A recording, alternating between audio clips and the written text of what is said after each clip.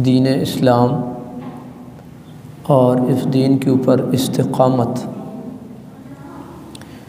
یہ وہ سرمایہ ہے کہ جو لا زوال ہے، اس کو کسی صورت میں زوال نہیں ہے، اور کائنات کی کوئی دولت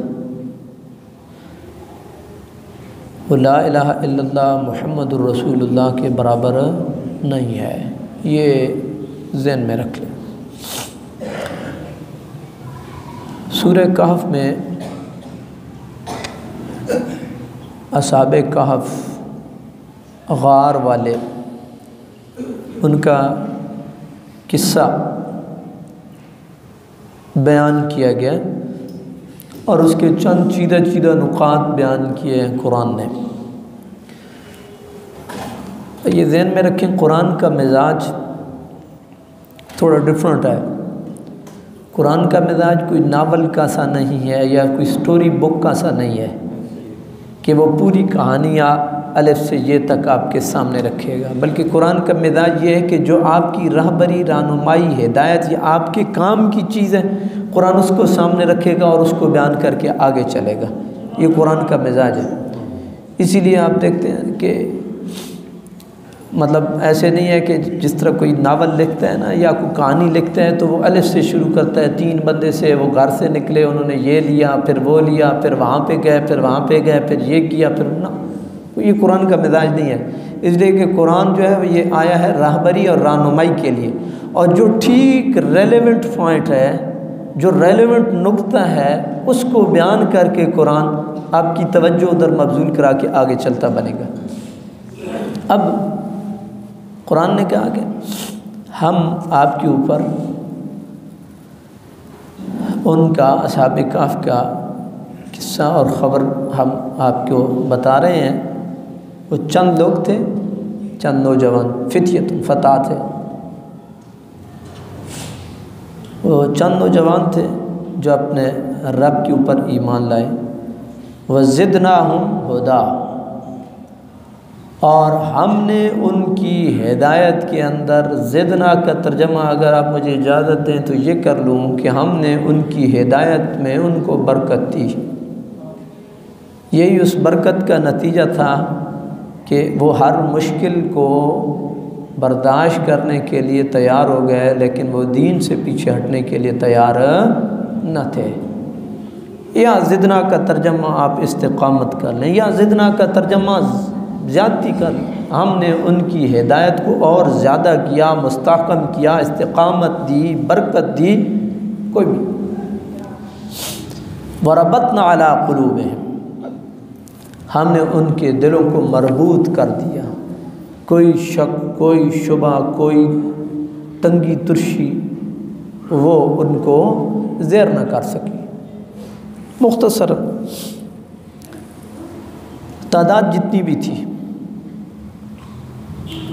بعض نے کہا 3، 5، 7، اللہ تعالیٰ نے کہا قُلْ رَبِّ أَعْلَمُ بِعِدَّتِهِمْ، اللہ ان کی تعداد بہتر جانتا ہے۔ مطلب یہ ہے کہ فگر میٹر نہیں کرتا ہے، فگر کو میٹر نہیں کرتا ہے، جو مین چیز ہے وہ یہ ہے کہ کس بات پہ وہ ڈٹے ہیں۔ نقطہ یہ ہے کس بات کے اوپر وہ ڈٹے ہیں اور کس بات کے اوپر سٹینڈ لیتے ہوئے وہ اپنی بستیاں چھوڑ گئے، اور وہ تھا ربنا اللہ۔ جو ڈٹنے والی بات تھی نا، یا سٹینڈ لینے والی بات تھی، یا مرکزی نقطہ تھا، وہ یہ ہے کہ ہمارا رب اللہ ہے، لہٰذا اس علاقے کے اندر کوئی بھی بادشاہ آتا ہے اور وہ یہ کہتا ہے کہ ہم دین سے پھر جائیں اور ہم اس کا کلمہ پڑھیں، یہ ہمارے لیے ممکن نہیں ہے۔ ہم اس علاقے کو خیر آباد کہنے کے لیے تو تیار ہیں، آل و عیال کو خیر آباد کہنے کے لیے تو تیار ہیں، اور ہم سب کچھ مطلب پرا میلہ وہ چھوڑنے کے لیے تو تیار ہیں، لیکن ہم رب کو چھوڑنے کے لیے کسی صورت میں تیار نہیں ہیں۔ یہی وجہ ہے کہ انہوں نے جا کر کے پھر غار میں پناہ لی، کیونکہ اس علاقے کے اندر جو بادشاہ وقت تھا اس نے لوگوں کو دین عیسوی سے ہٹانے کے اوپر بہت تولا ہوا تھا۔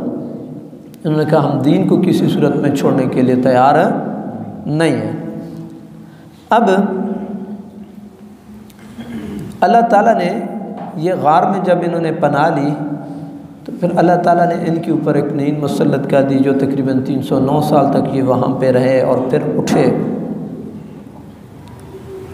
اور سارا جو واقعہ ہے وہ آپ کے علم میں ہے۔ آگے اللہ تعالیٰ نے فرمایا ان الذین آمنوا وعملوا الصالحات انا لا نضیع اجر من احسن عملا، یہ تتمہ اور نتیجہ ہے اس واقعہ کا، یہ نتیجہ ہے۔ وہ لوگ جو ایمان لائے اور نیک عمل کیے، انا لا نضیع اجر من احسن عملا، ہم کسی بھی اچھے نیک عمل کرنے والے کے اجر کو ہم کسی صورت میں ضائع نہیں کرتے ہیں۔ یہی وجہ ہے کہ اس امت کے لوگوں کے قصے آج بھی ممبروں پہ کیوں بیان ہو رہے ہیں، اس لیے کہ انہوں نے ایک ہی بات کہی، ربنا اللہ، ہمارا رب کیا ہے؟ اللہ ہے۔ تو دین کے اوپر استقامت بڑا معنی رکھتی ہے۔ مطلب یہ ہے کہ دنیا کی لالچ وہ آئے تو دین بندے کو جھول نہیں کھانی چاہیے، کوئی ترقی کا معاملہ آئے تو بندے کو دین کے معاملے میں جھول نہیں کھانی چاہیے، کوئی فزیکلی کوئی پرابلم آئے تو بندے کو دین کے معاملے میں جھول نہیں کھانی چاہیے۔ یہ بزنس، تجارتیں، یہ سہولتیں، یہ سب کچھ جو ہے اللہ کا دیا ہوا ہے، جب تک وہ دیتا ہے آدمی کے پاس رہتا ہے، جب وہ چاہتا ہے وہ لے لیتا ہے۔ اس لیے جو منعم حقیقی ہے، جو حقیقی معنوں میں انعام کرنے والا ہے، اس کو کسی صورت میں نہیں چھوڑنا چاہیے، اور اصحاب کہف نے یہ ثابت کیا۔ بنیادی نقطہ تو یہی ہے نا اصحاب کہف کے قصے کا۔ برادران اسلام، یہ ایک واقعہ نہیں، اللہ تعالیٰ نے فرمایا ہم ایسے لوگوں کی اجر کو ضائع نہیں کرتے، ہم ایسے لوگوں کے اجر کو ضائع نہیں کرتے ہیں۔ اچھا، اسی کے ساتھ ملتی جلتی آیت تبدیلی قبلہ کے وقت بھی نازل ہوئی ہے، اگر وہ میری نظروں میں آ جائے۔ صحابہ کرام کے ذہنوں میں یہ جب خیال آیا کہ جی جو 16-17 مہینے بیت المقدس کی طرف منہ کر کے نمازیں پڑھتے رہے ہیں تو ان کی نمازوں کا کیا بنے گا، تو اللہ تعالیٰ نے ادھر بھی بالکل اسی مفہوم کی آیت نازل کی ہے، اور اللہ تعالیٰ نے فرمایا ہے کہ جو کوئی اچھے عمل کرنے والا ہے اس کے اجر کو ہم ضائع کسی صورت میں نہیں کرتے ہیں۔ مطلب یہ ہے کہ نیت اس کے اوپر بات ہے۔ سے پہلے چونکہ بیت المقدس قبلہ تھا، وہ ادھر منہ کر کے نمازیں پڑھتے رہیں، اب جب خانہ کعبہ بن گیا تو مسلمانوں نے خانہ کعبہ کی طرف منہ کر کے نمازیں پڑھنا شروع کر دی ہیں۔ اس کا ہرگز یہ مطلب نہیں ہے کہ وہ جو پہلے والے ان کی نمازیں خدا نخواستہ ضائع ہو گئی ہیں، وہ بھی اللہ کا امر تھا، یہ بھی اللہ کا امر ہے۔ کوئی بھی نیکی کرنے والے کی نیکی کو کوئی چیز ضائع نہیں کر سکتی ہے، بشرطے کہ اس میں اخلاص ہو للہیت ہو۔ برادران اسلام، دین کے اوپر استقامت بڑا معنی رکھتی ہے۔ قرآن مجید میں ان الذین قالوا ربنا اللہ ثم استقاموا، وہ لوگ جنہوں نے کہا ہمارا رب اللہ ہے پھر استقامت اختیار کی، تتنزل علیہم الملائکہ، ان کے اوپر فرشتے اترتے ہیں اور انہیں تلقین کی جاتی ہے اللہ تخافوا ولا تحزنوا، غمگین بھی نہ ہو، پریشان بھی نہ ہو، ابشروا بالجنۃ التی کنتم توعدون، اس جنت کے اوپر خوش ہو جاؤ جس کا وعدہ تم سے کیا گیا ہے۔ پھر اللہ تعالیٰ نے فرمایا نحن اولیاؤکم فی الحیات الدنیا وفی الآخرہ، دنیا میں بھی ہم آپ کے مددگار، آخرت میں بھی ہم آپ کے مددگار۔ کن کے مددگار؟ جنہوں نے کہا ربنا اللہ ثم استقاموا۔ اور اصحاب کہف وہ بھی یہی کہہ رہے تھے ربنا اللہ، ہمارا رب اللہ۔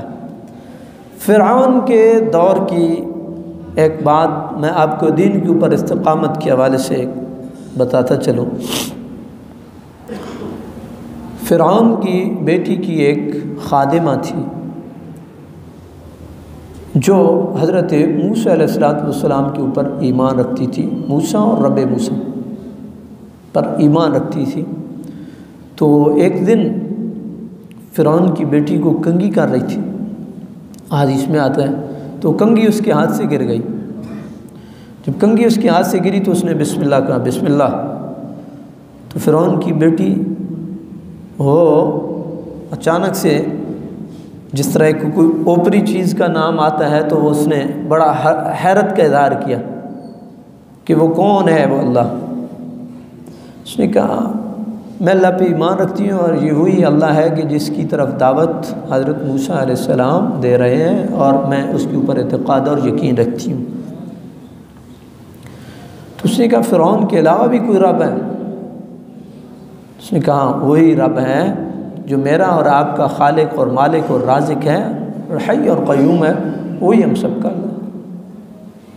یہ جو آپ سجدے میں جا کر کے آپ 3 تکبیریں پڑھتے ہیں نا، سبحان ربی الاعلیٰ، سبحان ربی الاعلیٰ، سبحان ربی الاعلیٰ، یہ دوسرے لفظوں میں آپ یہ ذہن میں رکھیں کہ آپ ادھر سے اللہ کی تسبیحات بیان کر رہے ہوتے ہیں اور دوسری طرف سے آپ فرعون کو چپیڑے مار رہے ہوتے ہیں، اس لیے کہ فرعون کا یہ دعویٰ تھا فقال انا ربکم الاعلیٰ، میں رب اعلیٰ ہوں۔ تو اللہ رب العالمین نے مومنوں کو یہ تلقین کی ہے اور محمد رسول اللہ کی یہ سنت ہے کہ وہ اپنی پیشانی صرف اپنے رب کے سامنے ٹیکیں اور جب بھی رب کے سامنے ٹیکیں اسی وقت فرعون اور فرعونیت کا انکار کریں۔ سبحان ربی الاعلیٰ، کوئی فرعون رب اعلیٰ نہیں ہے، رب اعلیٰ ہے تو وہی ہمارا خالق اور مالک، وہ کیا ہے؟ وہ رب اعلیٰ ہے۔ تو اس نے اپنے والد تک یہ بات پہنچائی کہ یہ جو گھر کے اندر خادم ہے یہی آپ کو رب اعلیٰ نہیں مانتی ہے، یہ تو دین موسیٰ کی پیروکار نکلی ہے۔ اس نے فرعون نے اس خاتون کو نشان عبرت بنانے کا تہیہ کیا کہ بڑے بڑے لوگ جو ہیں جب ظلم پہ اترتے ہیں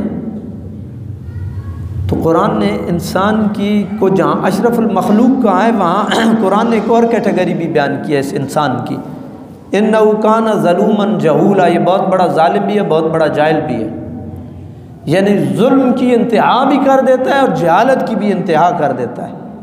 یہ کبھی کبھی یہ یعنی اس کے اوپر جب حیوانیت غالب آتی ہے تو پھر یہ انتہاؤں کو پہنچتا ہے۔ تو اس نے ایک بڑا دیگ کہہ لیں آپ، ایک برتن کہہ لیں، وہ منگوایا جس کے اندر تیل ڈالا اور خوب تیل کو گرم کیا اور اس کے بچوں کو اس نے پھینکنا شروع کیا، ایک ایک کر کے رائے خدا میں قربان ہوتے گئے۔ جب اس خاتون کی جو بغل میں بچہ تھا اس کو لوگوں نے کھینچنے کی کوشش کی تو خاتون ایک دفعہ ڈگمگا گئی، اور یہ فطری اللہ کا نظام ہے، انسان ہے نا، سب سے آپ دیکھیں نا آپ کی اٹیچمنٹ چھوٹے بچے سے بڑی زیادہ ہوتی ہے، قدرتی ایک اللہ کا نظام ہے۔ جو آپ کا چھوٹا بچہ ہے، بیٹی ہے، بیٹا ہے، اس سے اٹیچمنٹ ایک قدرتی ایک زیادہ ہوتی ہے، اس میں بعض دفعہ آپ کا بس نہیں ہوتا ہے۔ تو عورت ڈگمگا گئی، وہ چھوٹا بچہ جو اس کی بغل میں تھا اس نے کہا ماں ڈر نہیں، تو ہی حق میں ہے اور تو اس آگ کے اندر کود جا۔ وہ عورت اس آگ میں کود گئی۔ اب دیکھیے جن لوگوں کو اللہ نے اتنی آزمائشوں اور ابتلاؤں میں ڈالا ہوتا ہے پھر ان کے مرتبے اور مقام بھی الگ ہوتے ہیں۔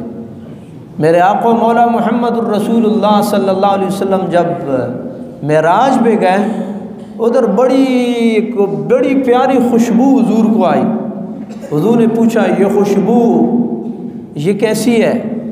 تو میرے آقا مولا محمد الرسول اللہ کو جبرائیل امین نے بتایا کہ یہ اس عورت کی خوشبو ہے کہ جس کو فرعون نے اس دہکتی آگ کے اندر ڈالا تھا۔ اللہ اکبر یا رب! یہ واقعہ زمین پہ ہوا، خوشبو کدھر پہنچی؟ خوشبو آسمانوں پہ پہنچی۔ کیوں پہنچی؟ ربنا اللہ ثم استقاموا، اللہ کے اس دین کے اوپر استقامت اختیار کی۔ یہ خوشبوئیں جو میں اور آپ استعمال کرتے ہیں یہ ہمارے ظاہر کو تو بہترین کرتی ہیں اور سنت بھی ہے، میں انکار نہیں کر رہا ہوں، سنت ہے خوشبو لگانا میرے آقا مولا محمد الرسول اللہ کی، لیکن اس خوشبو کا اس خوشبو کے ساتھ ذرا تقابل کریں، یہ تو آپ کے ساتھ جانے والی نہیں ہے نا، یہ تو ادھر ہی رہ جائے گی نا۔ وہ خوشبو جو آسمان کے اوپر بھی محمد الرسول اللہ کو آئی، اور جب پوچھا گیا تو بتایا کہ یہ اس عورت کی خوشبو ہے کہ جس نے اپنے رب کے لیے اپنی جان اور اپنی اولاد کو قربان کیا۔ برادران اسلام،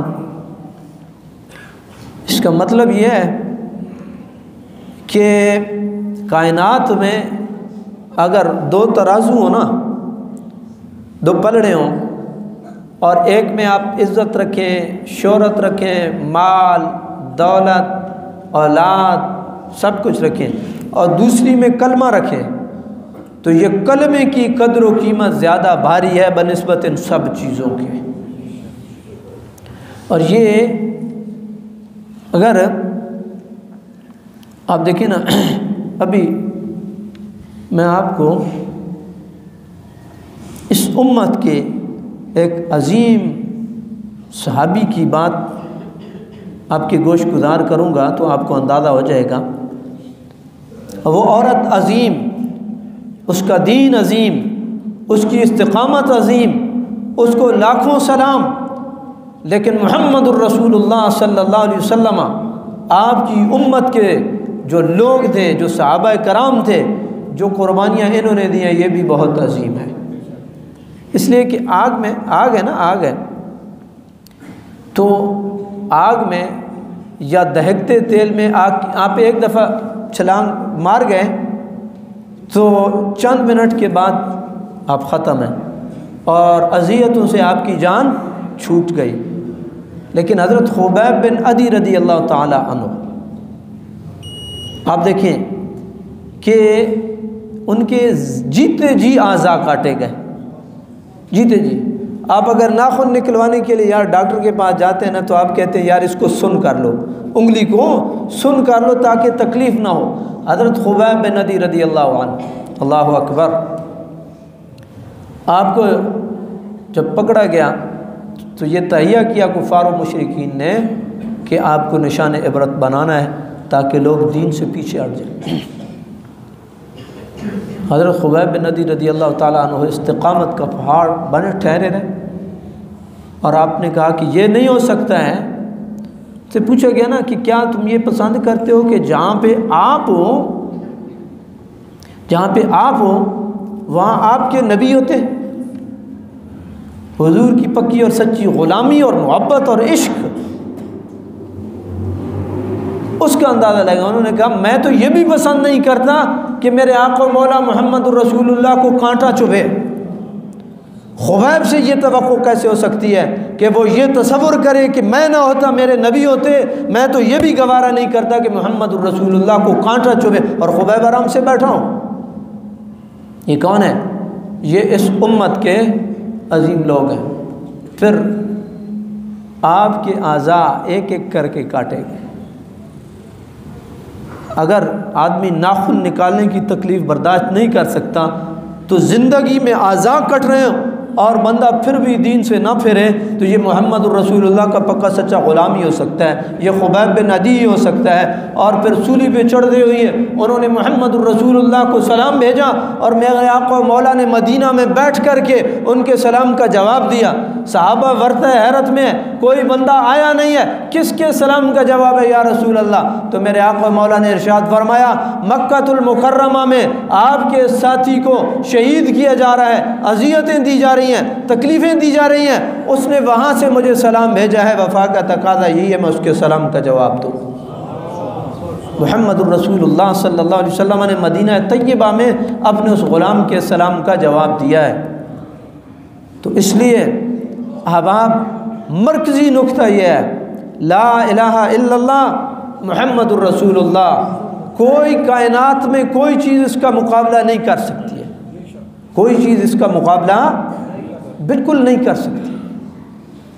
یہ دولت آپ کے سامنے، آپ نے زندگی میں دیکھا ہوگا، آخری بات، زندگی میں دیکھا ہوگا کہ جو انتہائی کمزور آدمی تھے اللہ تعالیٰ نے ان کو کہاں پہ پہنچایا، اور ایک لوگ وہ جو بڑے عیش آرام اور ایک بڑے مالی طور پہ بڑے مضبوط تھے، وہ کمزور ہوتے گئے بالآخر جو ہے وہ بالکل کمزور ہو گئے۔ تو یہ نظام قدرت ہے، اس لیے مال و دولت، عزت، شہرت، سیٹ یہ کوئی معنی نہیں رکھتے ہیں۔ بنیاد میری اور آپ کی سب کی ہے کہ لا الہ الا اللہ محمد الرسول اللہ۔ اسی لیے صحابہ کرام ہوں، وہ سابقہ امتوں کے انبیاء کے ماننے والے ہوں، ان سب نے ایک ہی بات کو ترجیح ہے، اور وہ کیا ہے؟ وہ دین ہے اور اللہ تعالیٰ کی ذات ہے۔ اللہ رب العالمین کی بارگاہ میں یہ دعائیں، اللہ تعالیٰ کی ذات ہمیں دین کے اوپر استقامت نصیب فرمائے، آمین یا رب العالمین۔